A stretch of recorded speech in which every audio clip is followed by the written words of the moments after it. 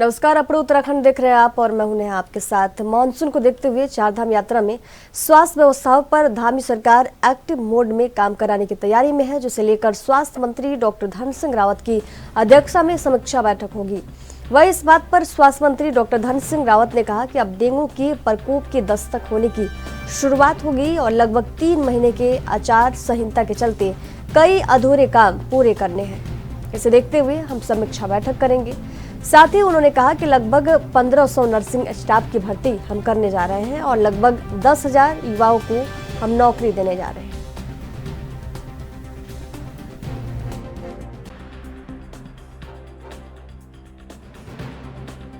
देखिए, स्वास्थ्य व्यवस्था में हम कोई कमी नहीं कर रहे हैं और आज मैंने समीक्षा बैठक में रखी है, क्योंकि अब चारधाम यात्रा में भी काफ़ी तैयारियां हम लोगों ने की हैं। अभी फिर डेंगू का भी शुरुआत होने वाली है, तो उसके लिए भी आज बैठक रखी है। जो अधूरे काम है, क्योंकि लगभग 3 महीने से आचार संहिता थी, तो उनको भी बहुत जल्दी पूरा करना है और लगभग 1500 नर्सिंग स्टाफ की अभी हम और भर्ती करने जा रहे हैं, डॉक्टरों की और भर्ती करने जा रहे हैं, पैरामेडिकल स्टाफ की और भर्ती करने जा रहे हैं। इस साल हम लगभग 10,000 युवाओं को नौकरी देना चाह रहे हैं। लोकसभा चुनाव में उत्तर प्रदेश की फैजाबाद लोकसभा सीट पर बीजेपी की करारी हार हुई और समाजवादी पार्टी से अवधेश प्रसाद ने जीत दर्ज की है। वहीं जहां राम मंदिर के नाम पर सत्ता दल बीजेपी द्वारा प्रचार प्रसार किया गया, तो फैजाबाद लोकसभा सीट के अंतर्गत राम मंदिर का स्थापना केंद्र यानी अयोध्या विधानसभा में बीजेपी की करारी हार हुई है। इस बात पर कांग्रेस के प्रदेश अध्यक्ष करण माहरा ने चुटकी ली, कहा कि बीजेपी को शंकराचार्यों का श्राप लग गया है, क्योंकि बीजेपी ने शंकराचार्य की तुलना रावण से की थी। बीजेपी को शंकराचार्य जी का श्राप लग गया है। शंकराचार्य जी जो सनातन धर्म के अधिष्ठा हैं, जिन्हें उन्हें तय करना होता है कि समय और काल के हिसाब से हमको किस तरीके से आगे बढ़ना है, किस तरीके से काम करना है, उन शंकराचार्य की तुलना भारतीय जनता पार्टी के संगठन के लोगों ने रावण से की थी और उसी का दुष्परिणाम है कि अयोध्या और उसके साथ लगी हुई 6 विधानसभाओं में बीजेपी का प्रदर्शन बहुत खराब रहा। और देश में भी आप देखिएगा आने वाले कुछ दिनों में तस्वीर साफ हो जाएगी, इंडिया गठबंधन अपनी सरकार बनाने जा रहा है। अब कांग्रेस अपने पर किसका श्राप है उसकी समीक्षा करे। भारतीय जनता पार्टी का श्राप कितना, देश के अंदर सरकार बन चुकी है, एनडीए की सरकार बनी, भाजपा देश की सबसे बड़ी पार्टी आज भी उभरी है। इसलिए कहाँ श्राप पड़ा, कितना श्राप पड़ा, वो जनता देख रही है। भारतीय जनता पार्टी अपने शंकराचार्यों का सम्मान करती है। भव्य राम मंदिर का निर्माण मोदी जी के शासनकाल में हुआ है। ये क्षणिक कुछ विषय होते हैं, जिन विषयों को लेकर एक पूरा ऐसी शक्तियां जो देश के अंदर भारत के मान बिंदुओं के प्रति जो सम्मान का भाव नहीं रखते हैं, जब वो एकत्रित होकर कोई निर्णय करते हैं तो उसका दुष्परिणाम दिखाई देता है। लेकिन भविष्य में उन सब दुष्परिणामों को ऐसे भी हम निपटने की रणनीति बनाएंगे। बढ़ती महंगाई और नीट पेपर में धांधली को लेकर उत्तराखंड में कांग्रेस की तरफ से केंद्र सरकार और प्रदेश सरकार के खिलाफ लगातार गुस्सा देखने को मिल रहा है। तो वहीं हल्द्वानी में कांग्रेस ने बढ़ती महंगाई और नीट पेपर में धांधली को लेकर केंद्र सरकार और प्रदेश सरकार का पुतला दहन कर अपना गुस्सा इजहार किया। वहीं हल्द्वानी से कांग्रेस विधायक सुमित हृदवेश ने कहा कि केंद्र और प्रदेश की बीजेपी सरकार लगातार युवाओं के साथ रोजगार देने के नाम पर धोखा दे रही है।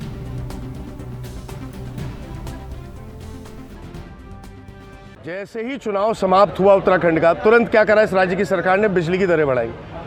नलों में पानी नहीं आ रहा, लगातार जनता की व्यवस्था है कि पानी का बिल का भुगतान करें। तो ऐसी ये जो सरकार जो गहरी नींद में सोई हुई है, चाहे केंद्र की सरकार हो, अरे उनकी पहरेदारी में, उनकी चौकीदारी में कैसे लाखों बच्चों का भविष्य नीट की जो परीक्षा है कैसे कॉम्प्रोमाइज़ हुई। इनके आश्रय और संरक्षण के बिना ये संभव नहीं है।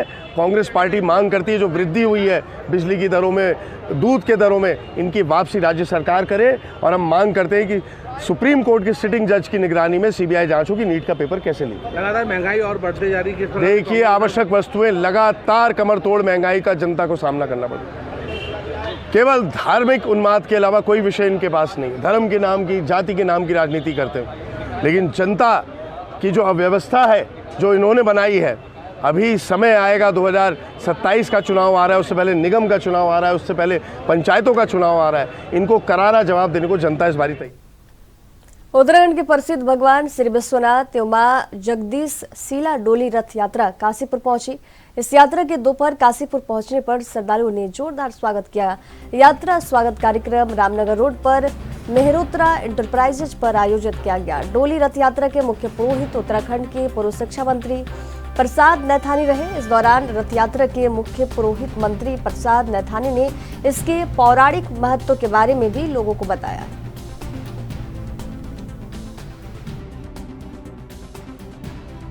देखिए, ये भगवान है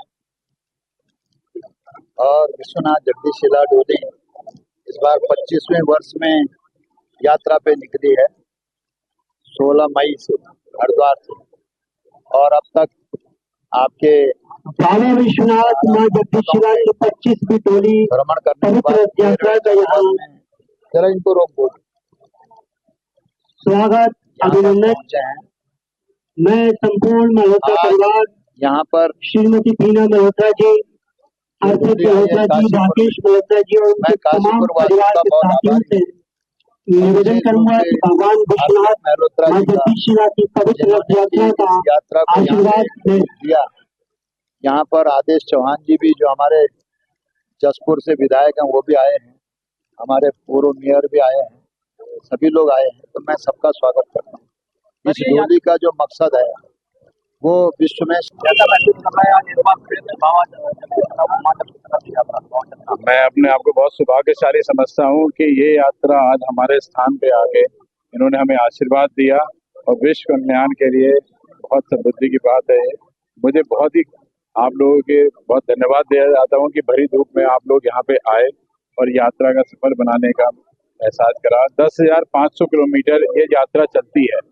काशीपुर में एक स्थान है और ऐसे ही पूरे महीने पूरे उत्तराखंड में 10,500 किलोमीटर चलना एक बहुत बड़ी बात है। हर पवित्र धाम जाती है, 1000 से ज्यादा मंदिर जाते हैं। तो मैं यात्रा वालों को बहुत बहुत धन्यवाद देता हूँ कि इतना कठिन काम वो करते हैं और पूरे उत्तराखंड वासियों को अपना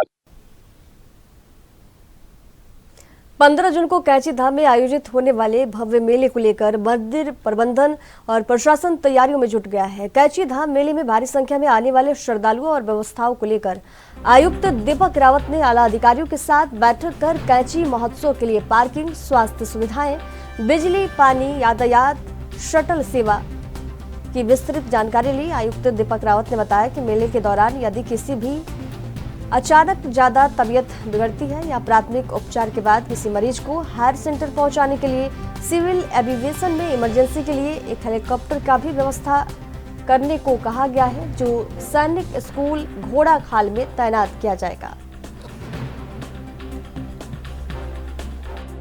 आज के जो सब लोगों के कमिश्नर साहब की मीटिंग हुई, काफी लोगों को बोलते हुए सुना, सारा विभाग था और सालों की तरह इस साल हम भी काफी सहयोग इन लोगों का मान के चल रहे हैं कि इस साल और अच्छा ही आने वाले समय के लिए ये अच्छा ही होगा।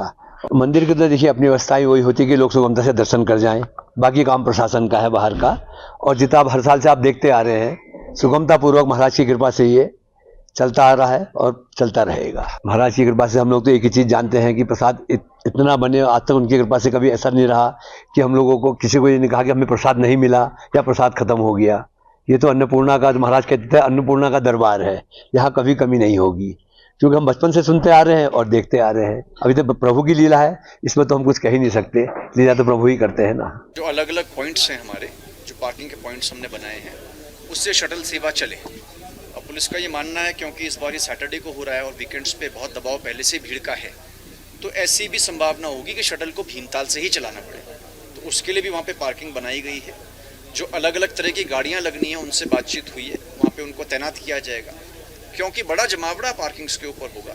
तो बेसिक फैसिलिटी जिसमें मेडिकल हो, खाने पीने की व्यवस्था हो और रोशनी हो, ये यहाँ पे होनी चाहिए। बाकी पुलिस से ये भी कहा गया है कि जो लोग ऐसे हैं जो भवाली से ही पैदल जाते हैं, काफ़ी लोग होते हैं, तो उसमें सड़क पे पर्याप्त दूरी में पुलिस रहे, ऐसा ना हो कि कोई नहीं है। सिमिलरली साफ़ सफाई की व्यवस्था जो नगर पालिका भवाली देख रही है और ज़िला पंचायत देख रही है, आप लोग को मोबाइल टॉयलेट्स लगाने हैं, गंदगी सड़कों की ओर हो जाती है, वो साथ साथ साफ़ होती रहे। रेट्स भी इसके फिक्स्ड रहें तो कोई मनमाफिक वसूली ना हो। और पिछली बार ये देखने में आया था कि वापसी में जो हमारी शटल्स थी ये सारी चली गई थी और जो श्रद्धालुगण हैं उनको अलग अलग पार्किंग्स में काफ़ी देर। खबरों के सफर में वक्त है एक छोटे से ब्रेक का। जल्द हाजिर होंगे, देखते रहिए एएनबी न्यूज़।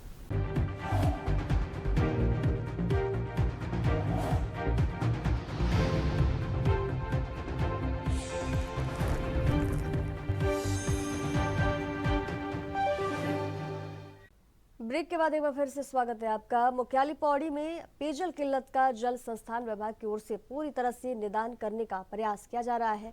जल संस्थान के अधिशासी अभियंता एसके राय ने जानकारी देते हुए बताया कि बीते दिनों कोर्ट ब्लॉक पंपिंग स्टेशन के पास विद्युत पोल पर पेड़ गिर जाने के कारण श्रीनगर से पानी पंप न होने की वजह से पेयजल आपूर्ति को बाधा पहुंची। उन्होंने बताया कि बावजूद इसके पेयजल किल्लत से जूझ रहे क्षेत्रों में टैंकरों के माध्यमों से पानी पहुंचाया गया। बता दें कि विद्युत विभाग द्वारा विद्युत लाइन को दुरुस्त करने के बाद अब पेयजल आपूर्ति व्यवस्था को भी दुरुस्त कर दिया गया।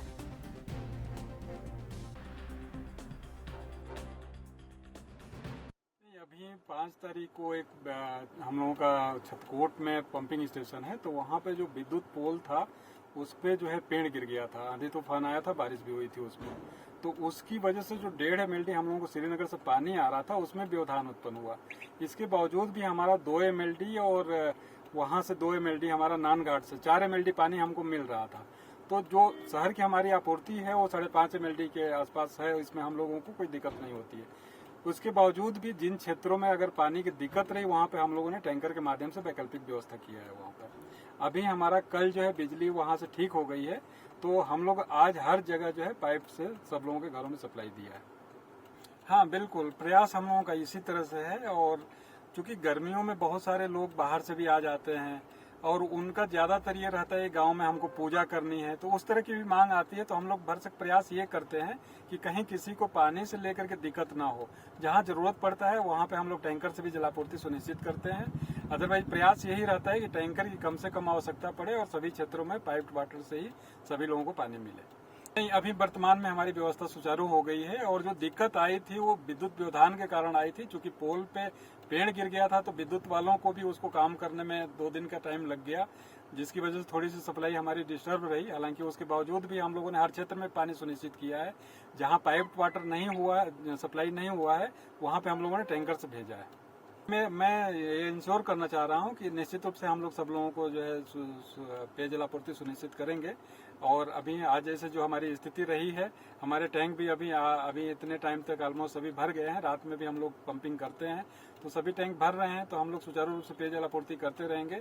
और जनता से मेरा ये निवेदन है कि अगर कहीं किसी भी तरह से पेयजल को लेकर किसी को दिक्कत है तो आप हमें कभी भी फोन कर सकते हैं और मैं उस पर तुरंत कार्रवाई करूंगा।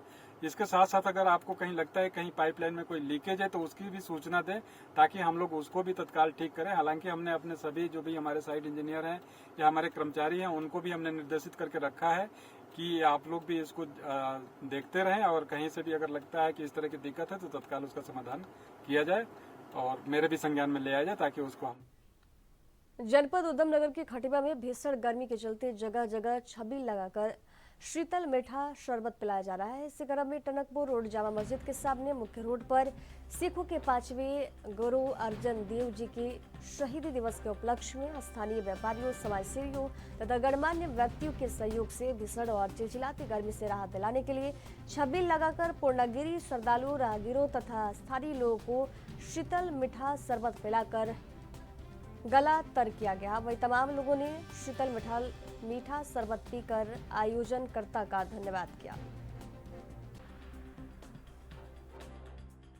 ये छबील की व्यवस्था पहले तो वाहिगुरू जी का खालसा वाहिगुरू जी की फतेह। गुरु अर्जन देव जी शहीदी पर्व के उपलक्ष्य ਅਸੀਂ व्यापारियों ने ये छबील का पियाऊ मीठे शरबत का पानी राहगीरां और पूर्णागिरी माता जो भगत जा रहे हैं उन्होंने भी अजकल काफ़ी आना जाना हो रहा है। गर्मी भयंकर पै रही है, उन्होंने सारिया की सुविधा देखते हुए कि जन कल्याण की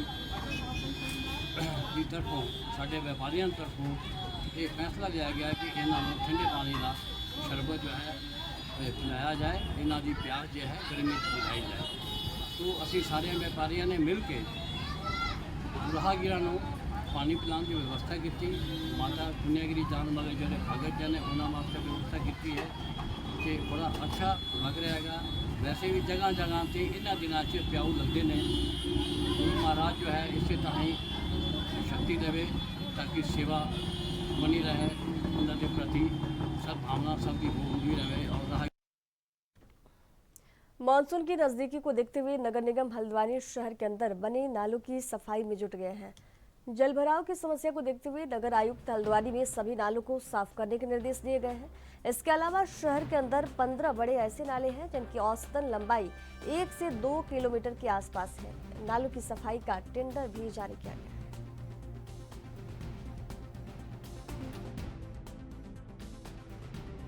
के 15 नाले नगर निगम के और रक्सिया नाला एक है। कुल मिला के 16 नाले हैं ये जो नगर निगम के प्रमुख नाले हैं जिनके कारण जल भराव की समस्या होती है। और हमने टेंडर भी किया हुआ है, मौके पर ठेकेदार कार्य भी कर रहे हैं। कहीं कहीं शिकायतें आई हैं कि कोई पार्ट छूट गया है, उसको ठीक भी करा रहे हैं। साथ ही साथ बहुत सी जगह ये भी प्रॉब्लम है कि लोगों ने नाले पर अतिक्रमण भी कर रखा है, वो भी एक समस्या है। इस बार जिलाधिकारी महोदया की तरफ से थर्ड पार्टी वेरिफिकेशन टीम भी बनाई गई है, जिला स्तरीय अधिकारी लगाए गए हैं। उनकी वेरिफिकेशन होने के बाद ही इनको भुगतान किया जाएगा। हर सप्ताह हम इन ठेकेदारों के साथ समीक्षा बैठक भी कर रहे हैं और ऑब्जर्व कर रहे हैं कि कितने मीटर साफ़ हो गया, कितने किलोमीटर खाली रह गया है। और हम ये भी इंश्योर कर रहे हैं कि जो मटेरियल निकल रहा है वो ग्वालापार पहुँच जाए, क्योंकि यदि मटेरियल वहीं रह गया तो साफ़ सफाई का जो सारा प्रयास है वो निरर्थक साबित हो जाएगा। तो हम पर्सनली मॉनिटर कर रहे हैं, हमारे उपनगर आयुक्त भी देख रहे हैं, नगर स्वास्थ्य अधिकारी भी देख रहे हैं, SNA भी देख रहे हैं। तो हम लोग लगे हैं कि ताकि जल भराव की समस्या इस बार न। सितारगंज क्षेत्र के ग्राम खैराना में ग्रामीणों को घर के पास बाथरूम करने गए सांप ने काट लिया। वही ग्रामीणों को परिजनों के द्वारा ग्रामीण को सामुदायिक स्वास्थ्य केंद्र सितारगंज लाया गया, जहां डॉक्टर ने उसे मृत घोषित कर दिया। वहीं मृतक के परिजनों का रो रो कर बुरा हाल है। वहीं सामुदायिक स्वास्थ्य केंद्र के चिकित्सक डॉक्टर रविंद्र सिंह ने बताया कि गुरुदेव सिंह निवासी खैराना को मृत अवस्था में सामुदायिक स्वास्थ्य केंद्र लाया गया था, जिसकी जांच करने पर वे मृत पाए गए।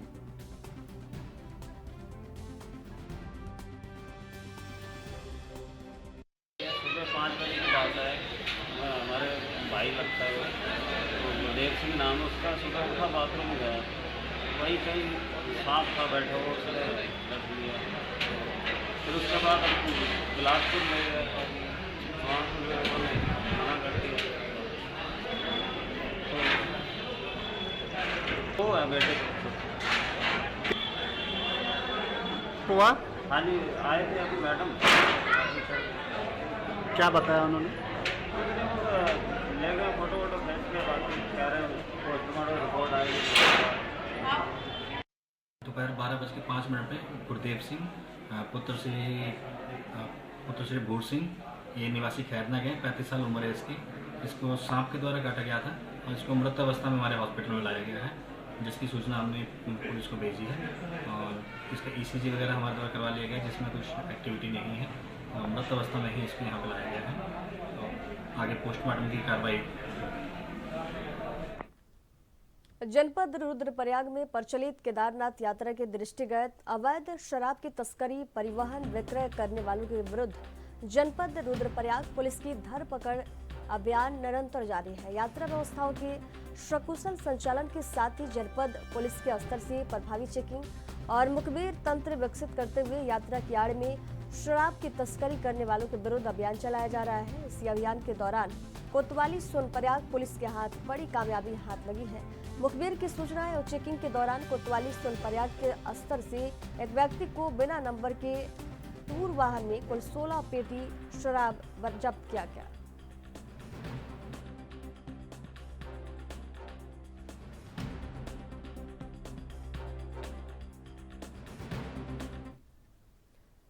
पंतनगर के नगला की मलिन बस्ती की सूची में सूचीबद्ध कराने के लिए कॉलोनी वासियों ने पूर्व विधायक राजेश शुक्ला के साथ जिलाधिकारी को ज्ञापन सौंपा है। पूर्व विधायक राजेश शुक्ला ने बताया कि शासन के मुख्य सचिव द्वारा उत्तराखंड के सभी जिलाधिकारियों को पत्र भेजकर एक सप्ताह में शहरी क्षेत्र में सूचीबद्ध होने से वंचित रह गई। मलिन बस्तियों की सूची भेजने का निर्देश दिया गया है ताकि शासन द्वारा उन्हें सूचीबद्ध कर उनका विकास, पुनर्द्वार एवं पुनर्वास किया जाए।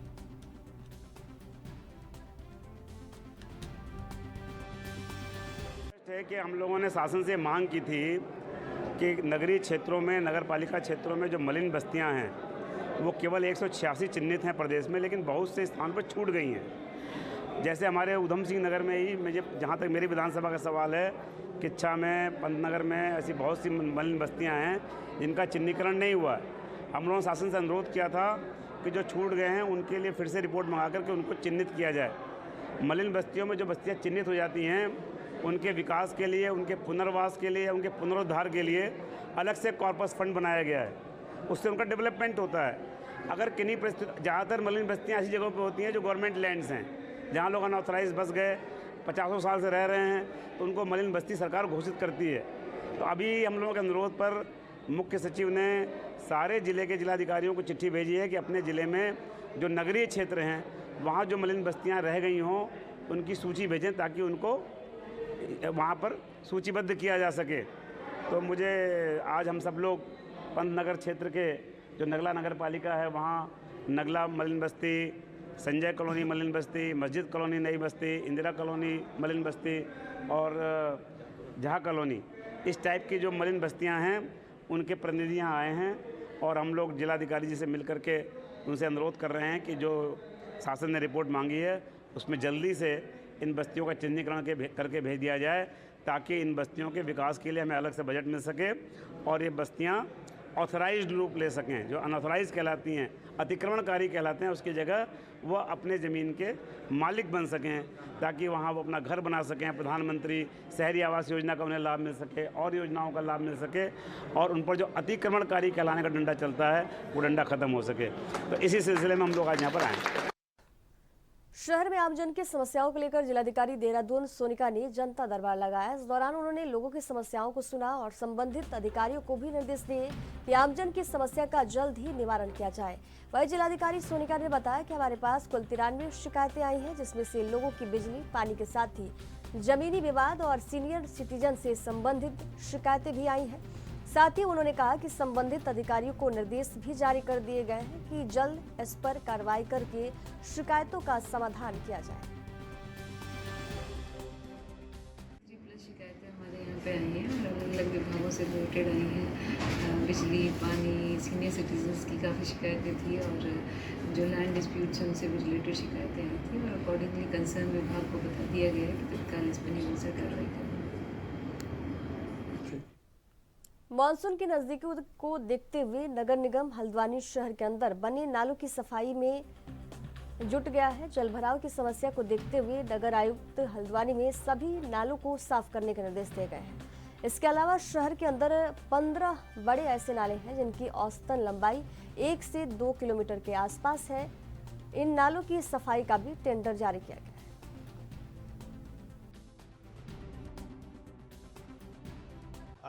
पूरे नगर निगम में 60 वार्ड हैं, जिसमें सभी छोटी बड़ी नाले नालियों की साफ़ सफाई का जो है कार्यक्रम नगर निगम की टीम के द्वारा किया जा रहा है।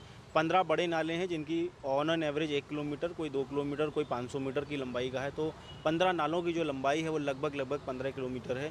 उसके लिए पृथक से टेंडर करके साफ़ सफाई की जा रही है और इन सभी नालों की साफ़ सफाई का एक थर्ड पार्टी ऑडिट कराया जाएगा। इसके अलावा रक्सिया नाले में भी हमको आपदा मद से धनराशि प्राप्त होने की संभावना है और हम लोगों ने अपना कार्य वहाँ पर भी शुरू कर दिया है, क्योंकि सबसे ज़्यादा जो हमारे लिए चैलेंजिंग टास्क है वो रक्सिया नाला है, जहाँ पर कई बार जलभराव की स्थिति उत्पन्न होती है। इसके अतिरिक्त आप लोगों ने भी शहर में देखा होगा कि बहुत जगह पुरानी पुलियाँ बनी हुई हैं, कल्वर्ट्स बनी हुई हैं और उनके नीचे सफाई नहीं हो पा रही है। उन कल्वर्ट्स को रीडिज़ाइन करने का एक project, although it is a long term project, हम वो भी रीडिज़ाइन करने का एक प्रोजेक्ट नगर निगम बना रहा है कि ऐसी जितनी भी पुलियाँ हैं उनको आइडेंटिफाई किया जाए, उनको रीडिज़ाइन किया जाए, उनके नीचे जो बहने वाला पानी है उसका जो स्पेस है उसको बढ़ाया जाए ताकि ज़्यादा से ज़्यादा पानी रहे और चोकिंग की प्रॉब्लम ना हो। सर, पिछले दिनों 10 मिनट की स्कूल और नहरें जो हैं वो सिंचाई विभाग की हैं, उनके द्वारा भी हम लोगों को निर्देशित किया गया है कि हम उसको सफाई वो भी करेंगे और हम लोग भी कर रहे हैं। साफ़ सफाई एक सतत चलने वाली प्रक्रिया है। आज हमने साफ़ किया और यदि कल उसमें कोई कूड़ा डाल देता है तो वो पानी को अवरुद्ध करेगा। इसलिए हमारा प्रयास है कि जब तक हमारा ये मानसून सत्र और जब तक ये आपदा काल की संभावना है, वर्षा काल की संभावना है, तब तक हमारे जो है साफ़ सफाई नियमित रूप से चलती रहे। यदि इसके लिए हमको एक्स्ट्रा ह्यूमन रिसोर्स की ज़रूरत पड़ेगी तो हम एक्स्ट्रा ह्यूमन रिसोर्स भी करेंगे। इसके अतिरिक्त मैं आप सभी को ये भी अवगत कराना चाहूँगा कि नगर निगम जल संवर्धन के ऊपर और वाटर कंजर्वेशन के ऊपर भी प्लान कर रहा है। हम अपनी गंगापुर कपडाल की गौशाला में वाटर कंजर्वेशन के लिए स्ट्रक्चर बनाएंगे और नगर निगम की जो हमारी बिल्डिंग है यहाँ पर भी रेन वाटर हार्वेस्टिंग स्ट्रक्चर बनाने का प्रयास किया जा रहा है। एस्टीमेट बन चुके हैं और हमारा प्रयास है कि हर गवर्नमेंट बिल्डिंग में, ऐसा माननीय डीएम महोदय का भी निर्देश है कि लगभग हर गवर्नमेंट बिल्डिंग में रेन वाटर हार्वेस्टिंग का स्ट्रक्चर। और खबरों के सफर में दीजिए जाने की इजाजत। देखते रहिए एनबी न्यूज। नमस्कार।